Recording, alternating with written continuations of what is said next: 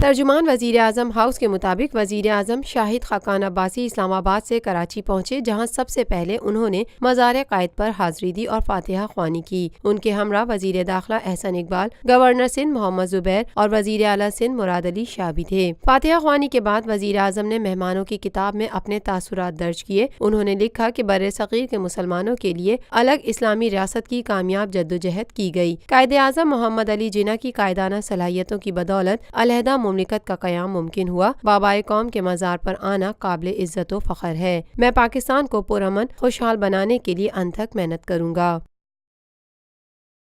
گزشتہ 50 سالوں سے آپ کا اعتماد لیے روفی پراپرٹیز آپ کے لیے لائے ہیں وہی معیار، روفی پرل سٹی۔ اپنے لیے منتخب کیجیے زندگی کے شاہانہ رنگ، تمام سہولتیں، تمام آسائشیں۔ یہ خواب نہیں، آئیے Rufi pearl city.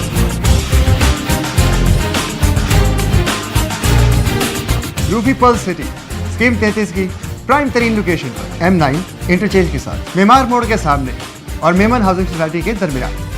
Pearl city 120، 150، 200 اور 240 گز کے تیار بنگلوز پر مشتمل ایک مکمل secured gated community living project. ایسی آسائشیں اور سہولتیں جو آپ نے کبھی دیکھی نہ سنی۔ پہلے سائٹ آئیے، تیار بنگلوز دیکھیے، پھر فیصلہ کیجیے۔ روفی بردرز کی گولڈن جوبلی پر اوورسیز اور سابقہ تمام مائنورٹیز کے لیے 10% کا خصوصی ڈسکاؤنٹ۔ بکنگ اور دیگر تفصیلات کے لیے East Land marketing UAN 11117834۔ Lotus Lake Towers, a groundbreaking endeavor by Lotus Properties.